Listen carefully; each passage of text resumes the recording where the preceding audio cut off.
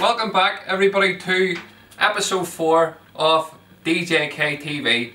Before I start this episode, I just want to say again a big thank you for all the support that's currently being shown to our new YouTube channel. We're up to around 3,200 subscribers.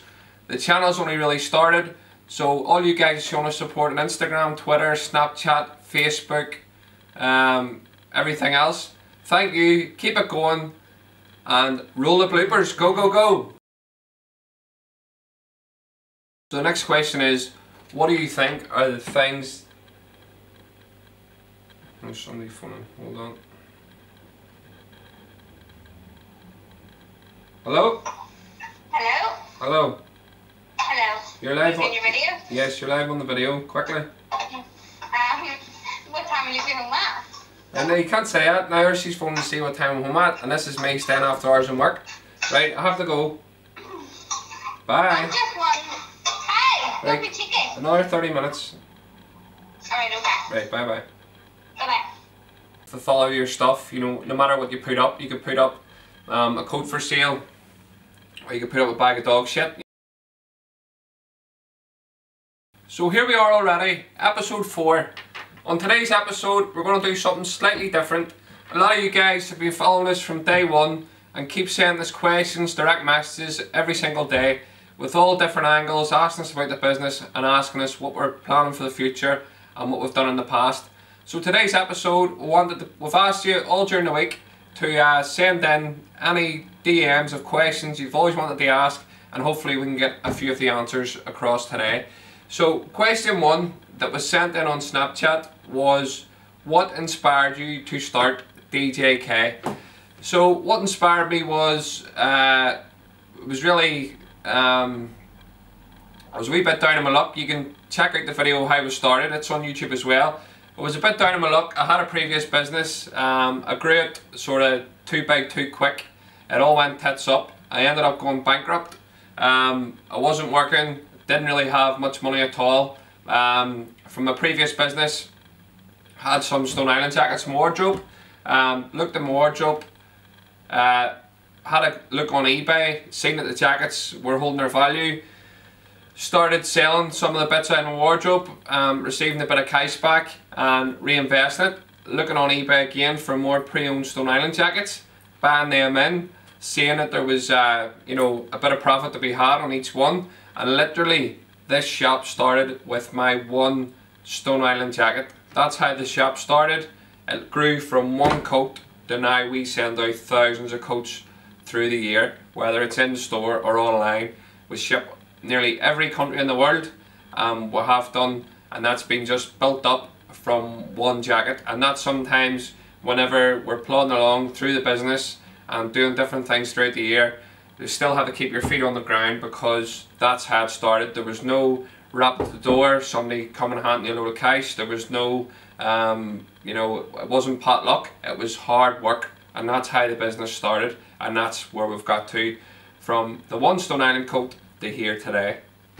So question 2 that was sent in on Instagram again via direct message was, would you like to open more David James Kerr stores globally?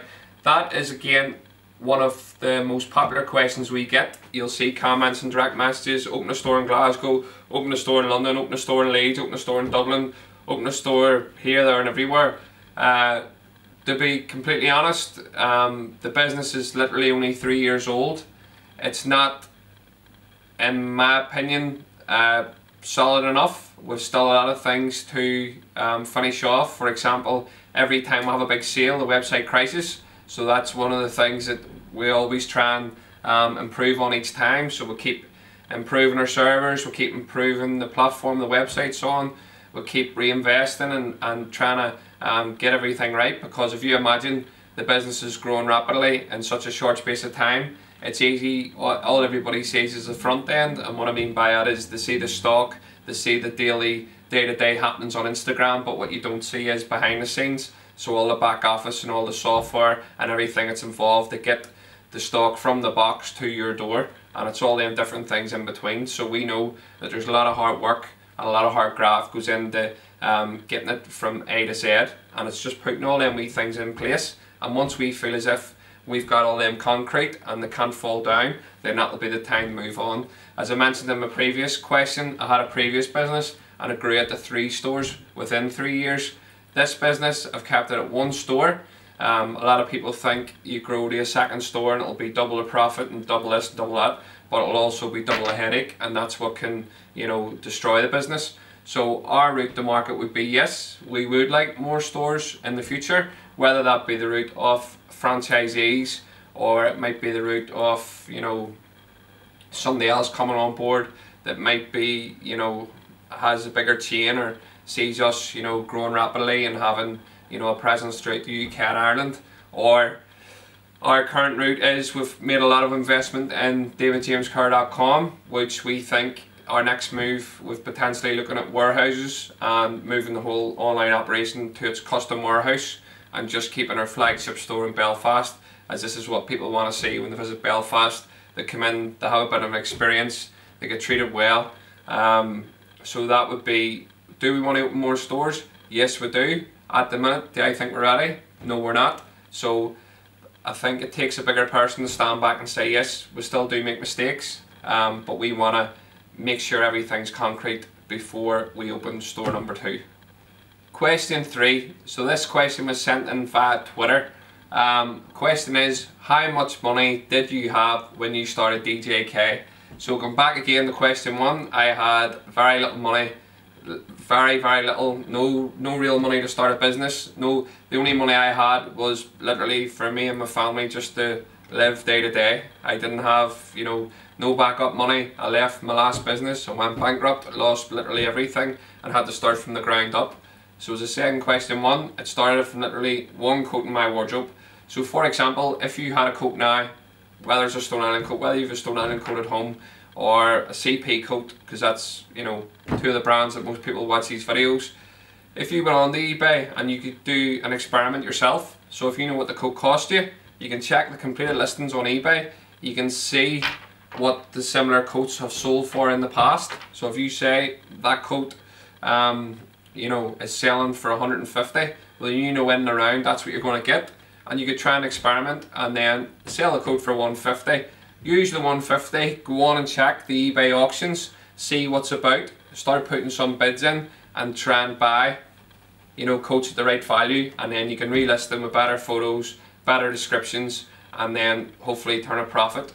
And that 1 coat will grow to 2 and grow to 4, grow to 8, grow to 16, and that's what I done. It wasn't easy at the start. As I say, we started with literally no money, started with 1 coat, had no car, I was walking to the post office, walking in the piss and rain, had to go to the depot to collect all my pre-owned coats that I bought on eBay. It was about a 30-40 minute walk. Took my daughter's pram, left her in the house, used the pram to carry the sacks to walk back to the house. I had no printer, so again had to walk to the public library to print out all the eBay invoices, to walk back to package them, to walk back to the library again. So all these day to day, that was me 6 days a week, Monday to Saturday, doing that constantly. So again, all people see is, you know, the rewards that you would see now. They don't see what went on behind the scenes. They don't see all the late nights into the early hours of the morning. They don't see, you know, all the missed events with your family. They don't see all the sacrifices. They don't see not going on holiday.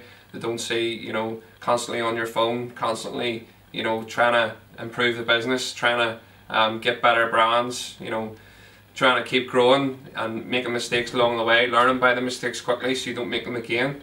So DJK started with 0, 1 coat, and we've multiplied it right up to having our own store in Belfast. Nowadays you don't see designer clothes shops opening in towns, it just doesn't happen.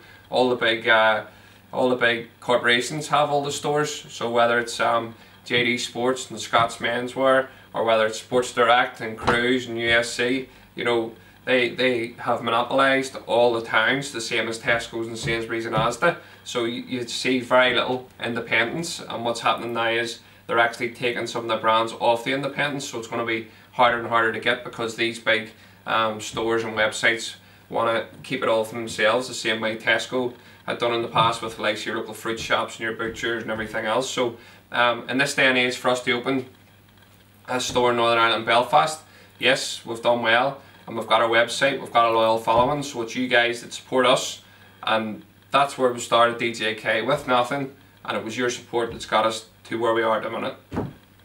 So the next question was sent in via Facebook Messenger, and it was, what advice would you give to people who are starting selling clothes online stroke opening a store, and how do you make it successful? So what advice would I give to people? What advice would I give to people who are starting selling clothes online, opening a store, and how to make it successful? So the advice I would give would be, if you can,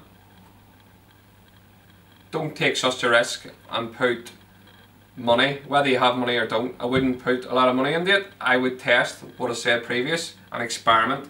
So most people would have a branded item in their wardrobe, whether it's a pair of trainers, it's a baseball cap, it's a jacket, it's a pair of jeans. So that could be your experiment. So for those of you watching this video, I would actually like you to go and have a look and give it a go and report back how it went, because it's a good test. So anybody can sit again on Facebook, Instagram and watch and go, oh, I get messages all the time, can you sell me this brand, can you do this, can you do that? Because I think it's so easy to sell a stock. It's far from easy. So what you should do is an experiment. Get one of your items, take good photos, take good descriptions, measurements. The more detail you can provide, the better, the more pictures and everything else, and go and whack it on eBay. And I don't mean take a risk as well. Don't whack it on eBay at you know, bat now 150. Whack it on eBay at 99p.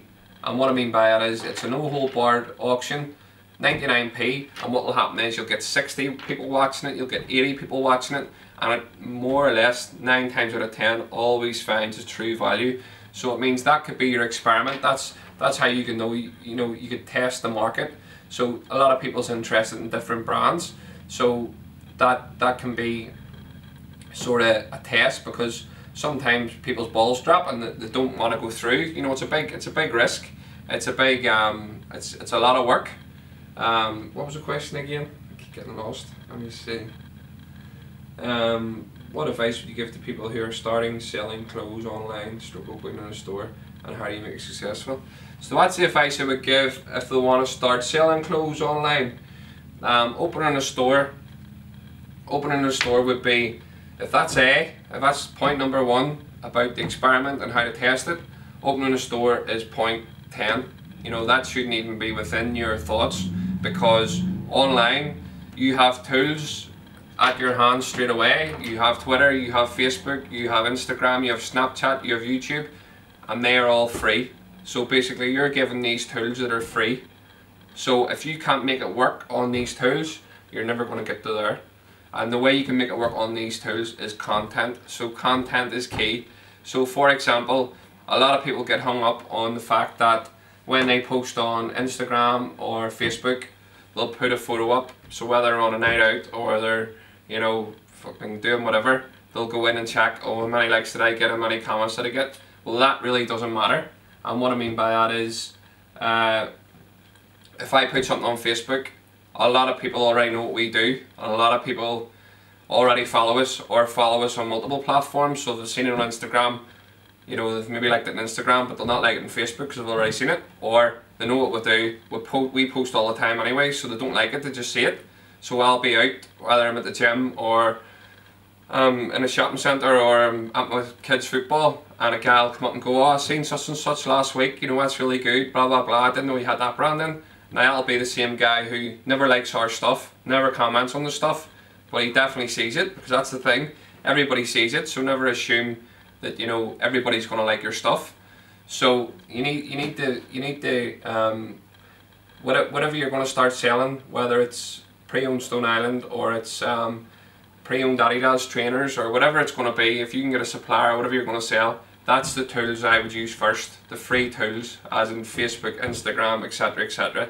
So Instagram, again, you should be researching your hashtags. So your hashtags, Instagram can hold 30 hashtags per post. You go on and search your hashtags, so if it's Adidas, you know, you'd be like Adidas, Adidas footwear, Adidas men's, you know, 3 stripes, etc, etc. So you'd be going on and searching the top 30 trending hashtags. That'll be related to your post, and then that'll give it sort of a wider audience. So you're not spending no money, you're using these tools that are free to everybody. and that's how you'll see if you're gonna, you know, succeed, because it's not easy to start. Whenever I started, I had 0 followers, you know, 0. Whenever I started on Facebook, 0 friends, 0 likes on the business page, 0 on Twitter, you know, 0 people viewing my Snapchat stories, 0 on YouTube. So it's not go from 0 to 100 straight away. It's all hard work in between. And again, I keep saying it and saying it, that's what people don't see. So if people see you driving a nice car, or if people see you, you know, doing this or doing that, that's all they see. They don't see all the late nights. They don't see when you go to bed, you know, all the worries. They don't see, you know, if you have your VAT bill to pay, or, you know, you have a big order coming in, you haven't sold much that month and you're still to pay it, and all the juggling you have to do. They don't see the hiring and firing of the staff. They don't see if your shop gets robbed. They don't see, you know, juggling with your family life. So it's a lot.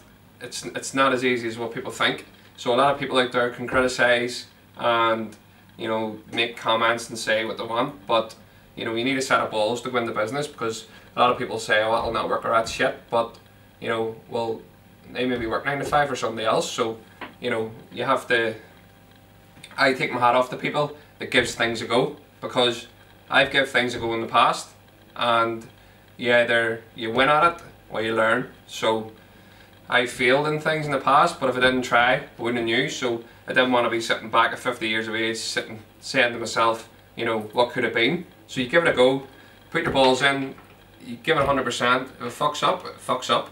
So then you recoup and you go, right, I'll give this a go. So luckily enough, touch wood, we've given this a go, we've got it to a certain point, but the way I look at it is, it's still just the starting block, and we're still in like the foundation stages. So just to recap, if I remember, I get a wee bit carried away with the question. So what advice would you give to people who are starting selling clothes online, opening a store, and how to make it successful? So the final bit, how to make it successful, is hard work. There's no magic potion, there's no special recipe, there's no shortcuts, there's none of that. So don't be thinking it's a get rich quick scheme. It's far from it. So it's hard work. So if I'm standing here doing a 20-hour shift before a sale, I'm here doing the 20-hour shift. If I need to be here, you know, 80 hours a week, I'm here 80 hours a week. If I need to miss one of my kids' things because I need to work, that's what I have to do. If one of the deliveries goes wrong and we lose 10 grand worth of stock, it happens. As I say, the shop got cleaned out and got robbed, you just have to get on with it. So it's all these things. You're opening up a full can of worms. It affects every part of your life, nearly takes over your life. So to make it successful, the key ingredient is hard work, making sure you're using all the tools that are around you, and basically having a set of balls and giving it a go. There is no shortcut. So on to the next question. So the next question is, what do you think are the things... There's somebody phoning, hold on. Hello? Hello? Hello? Hello? You're live on... your video? Yes, you're live on the video, quickly. What time will you be home at? And you can't say that, now she's phoning to see what time I'm home at, and this is me staying after hours and work. Right, I have to go. Bye. Just one. Hey, don't be cheeky. Another 30 minutes. Alright, okay. Right, bye bye. Bye-bye.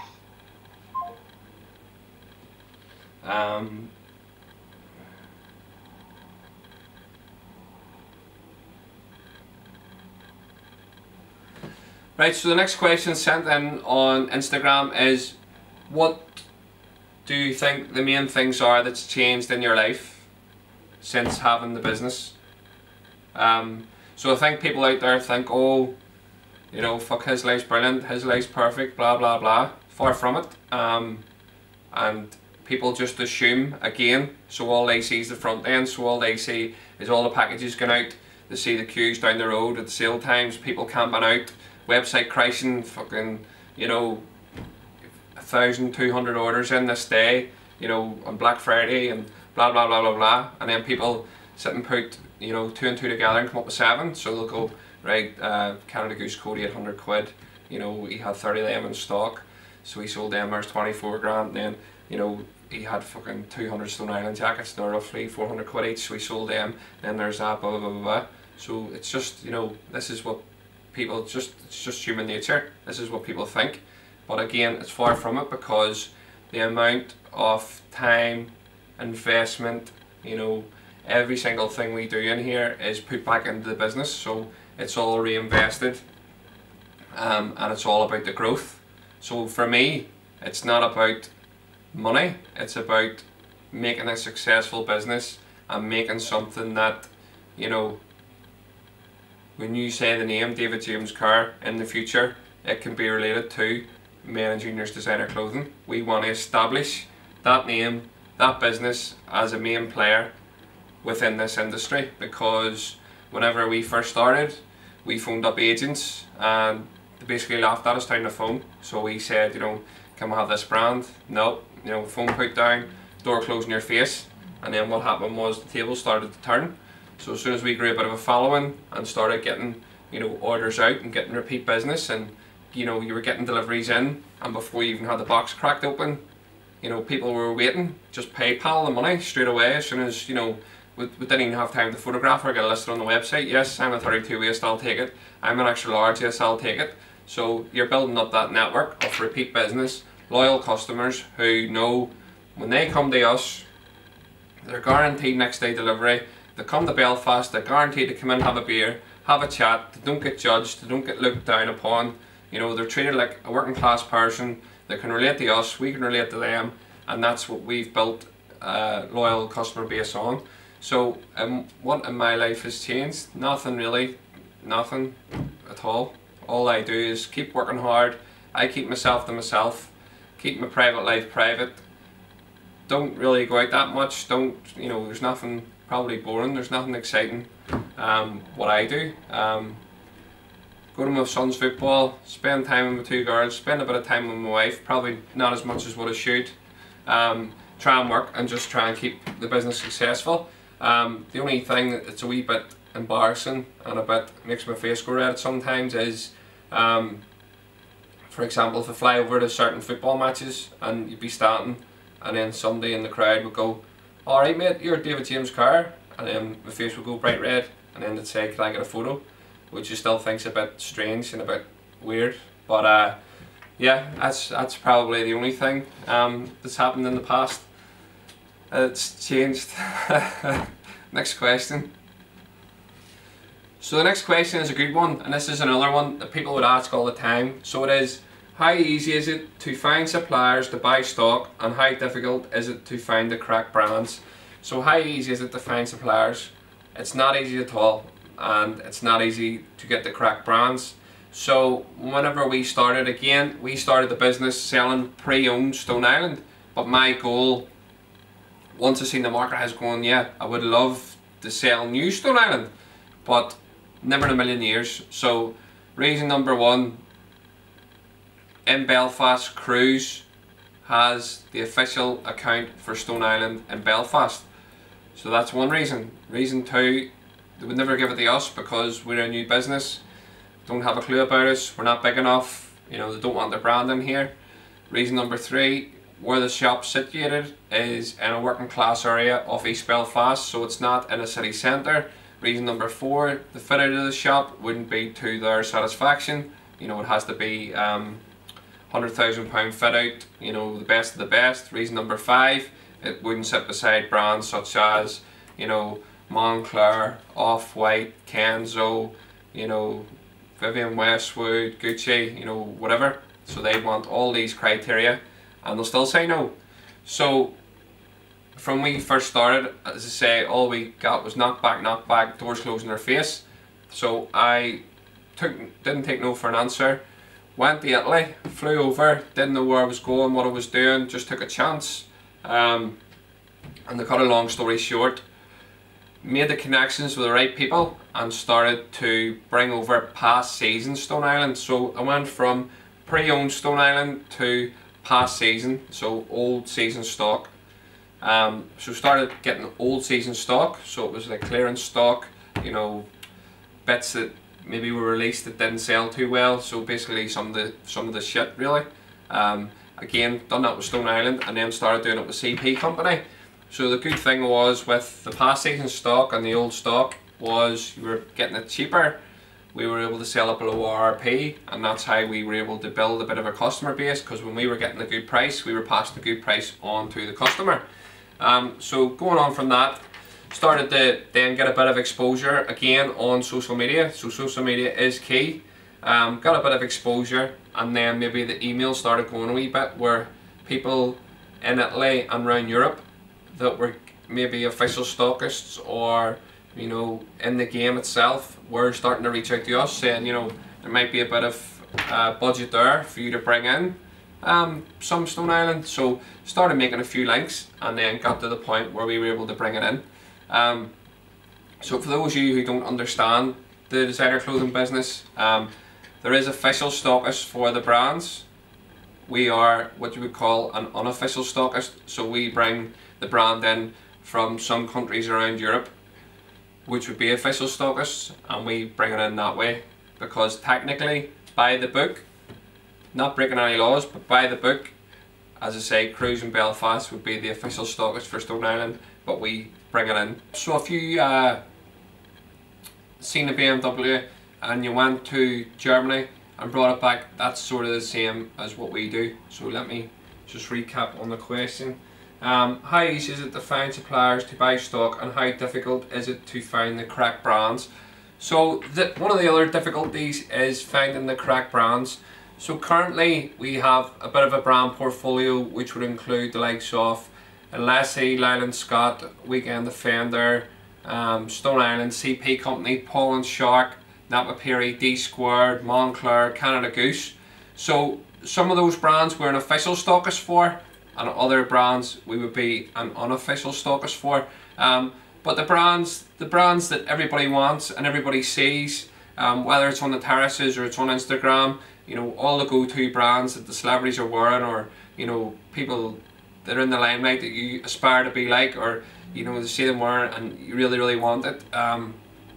Some of those brands would never let us put their brand in this store, for reasons as in, because we have the unofficial, you know, unofficial stock, where the shop is, you know, just what we're about. You know, there's a lot of snobbiness in this business. So for example, if we try to get Gucci, that's a no-no. If we try to get you know, let me think, if we try to get Prada, it would be a no. Dolce & Gabbana would be a no.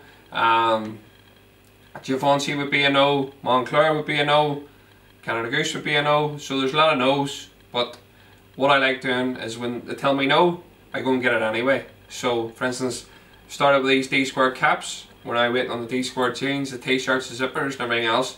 So we're trying to build, you know, slowly to the brands where we want to be, and just building the business and building the levels of the brands. So we've started off on lower brands and just constantly work our way up. And we also keep in mind the different price points. So when we started the business, we always try and keep brands on board that are available for everybody's pocket. So everybody's different ages, for example, different spends, you know, different areas, you know, everything. There's a lot of different factors that come into it. So we still do brands the likes of Weekend Defender, Leyland Scott, Lassie. To be honest, Lassie's going. This is our last season of Lassie, spring summer 18. So we're clearing out that spot, and we're going to have Napa Perry in permanently. And again, we're not an official stockist in Napa Perry, but there's a store in Northern Ireland who is the official stockist. We tried to get the brand, they told us no. So what do? We go and get the brand anyway. Because again, why should we, you know, try and be stuck in a box where people tell us no, you can't do this and you can't do that. Well, our money's just as good as anybody else's, so we're going to go and buy the brand. You said you want it, so we're going to go and try and get it. So that would be one of the sticking blocks of this business. It's not as easy to, you know, get more brands and try and expand. You know, when you go onto certain websites today, whether it's Cruise or Woodhouse Clothing or Z&Co or, you know, any of them websites, you'll see 30, 50, 70 brands. You know, at the minute we have 8, 10, 12. So it's just trying to build them links, and it's going to take time. You know, people still go on to us, send us messages, you know, oh, you've sold out of that, you've sold out of this, you've sold out of that, you know, how come you don't have more quantity? But if you can't compare us to Cruise, you can't, you know, their buys in the millions, we're not buying in the millions, so you have to be realistic with what, you know, we have coming in, and sort of, we are only here 3 years, so we've got to a point where, you know, we'll have to judge it. We have to divide everything up. We're trying to cover the men's market, trying to cover the junior market, trying to cover footwear. So we are growing, we're growing steadily, we're growing smartly, and just hopefully, touch wood, going in the right direction. So I think that answers that question. So the final question, which is probably, we've kept the best to last, and this was sent in on Facebook, is you seem to get a lot of abuse around sale times, and there seems to be a lot of keyboard warriors. How do you deal with that? Well, I'll start off by around sale times.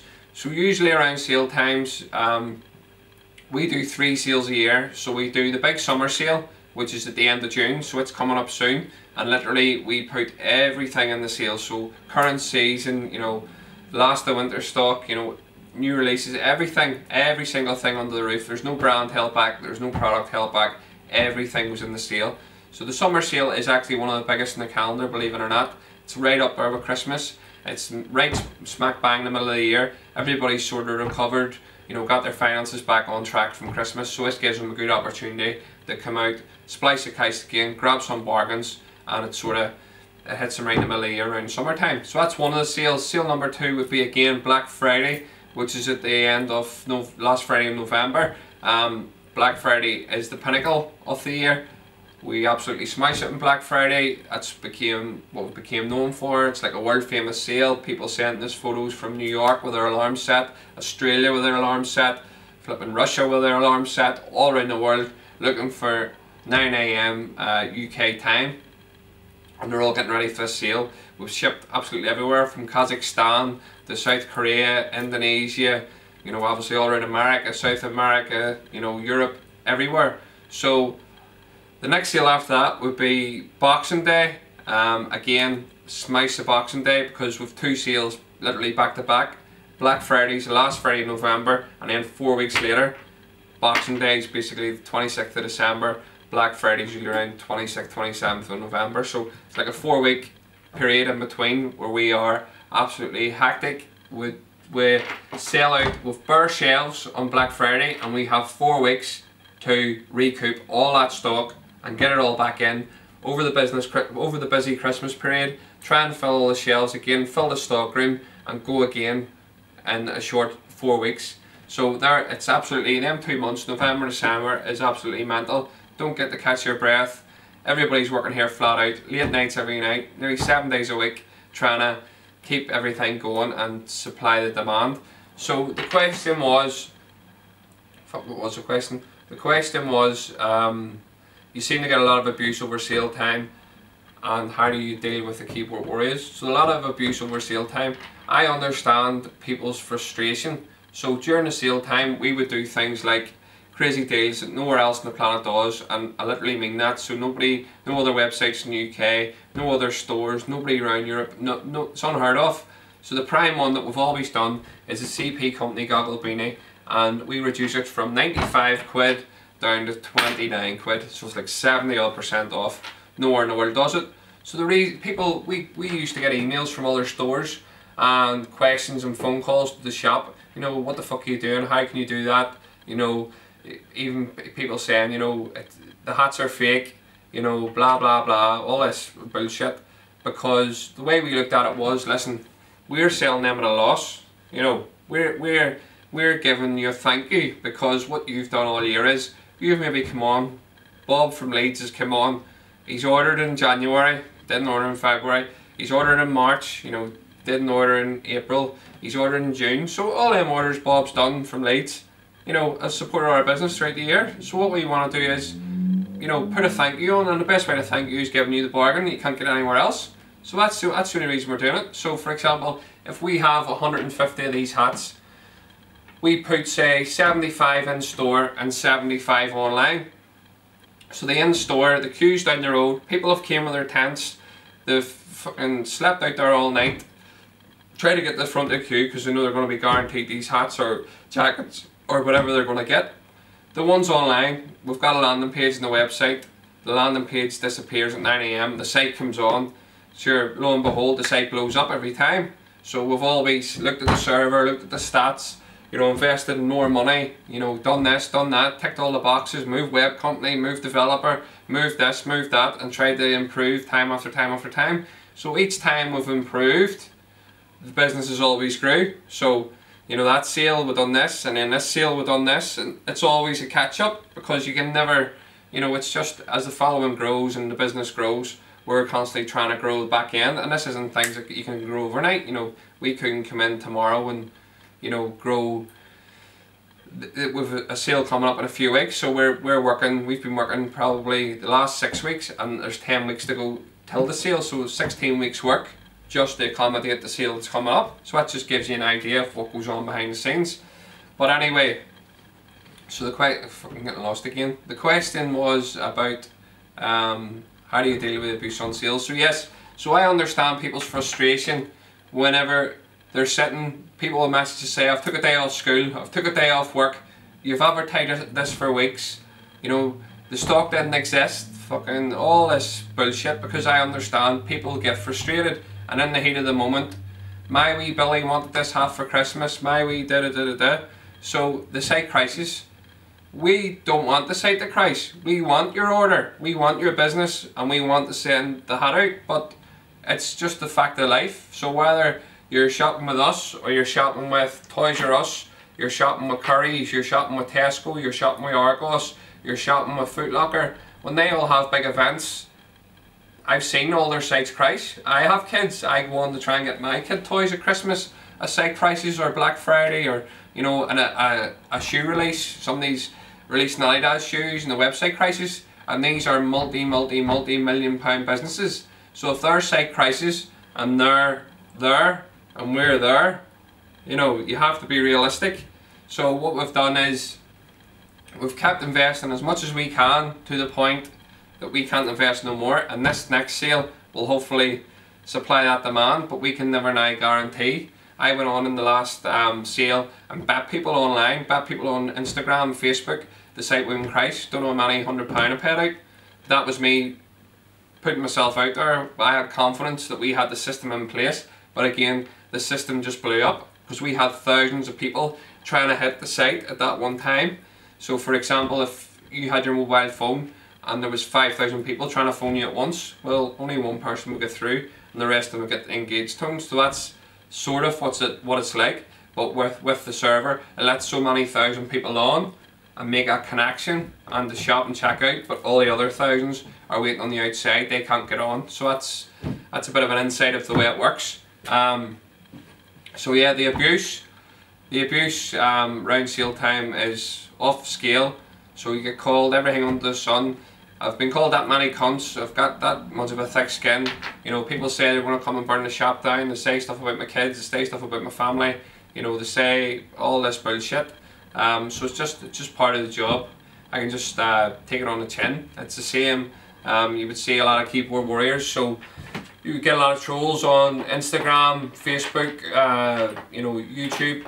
So people, if they follow your stuff, you know, no matter what you put up, you could put up a coat for sale, or you could put up a bag of dog shit. You know, they'll have a comment to say, you know, 9 times out of 10 negative. You know, they'll say something about me, they'll say fucking, you know, your hair's receding, or you have big teeth, or, you know, some random shit. And then you go and check our profile, with no profile photo. They've, you know, 2 friends and they've never made a post. So the way I look at it is, it just comes with territory, comes with a job. There's a lot of people out there who get more abuse than me. If you think, you know, a lot of women, whether they're celebrities or whatever, you know, people take a piss out of their weight.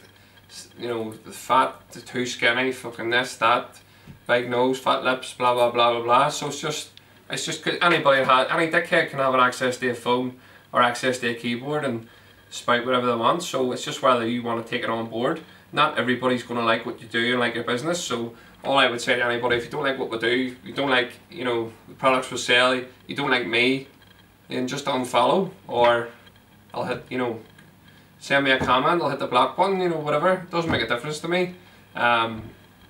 All we're trying to do is run our business, and I know not everybody's, I don't like everything I see on the internet, but I don't waste my time sitting commenting. I'm too busy to sit and do that shit. So that will cover the abuse we get in sale periods and the keyboard warriors. So keyboard warriors, we would get them every single day, 7 days a week, day and night. So from all walks of life, people in countries, you know, people from Canada would send you messages, people that don't know you, people that, you know, just assume. It's just fucking, it's just weird.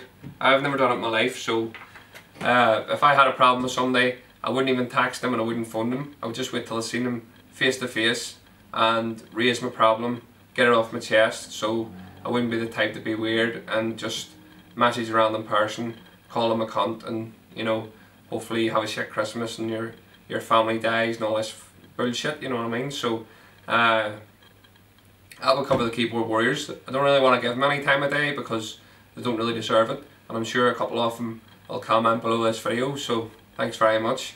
I think that's the end of the questions. Hopefully this has been a different type of video. We've done product reviews, and this is sort of, I need a wee glass of water. We've done product reviews, and this has been slightly different, just covering, we do get questions every single day about the business, what we're going to do. You know, we do love the support.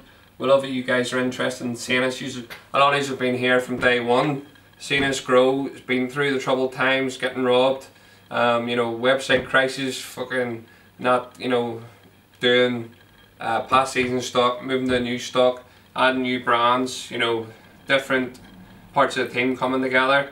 So we've hopefully got to a stage now where we want to grow the business, bring in more new brands. We're going to change the brands slightly, keep being on the hunt for the brands that everybody wants, and hopefully get the business to the point where we move the online side to its custom made warehouse and start looking at opening more stores throughout the UK and Ireland. So all I can say again is we really genuinely do appreciate your support. So if you smash the like button, hit the subscribe button, maybe share the video, and catch you again soon. Go, go, go!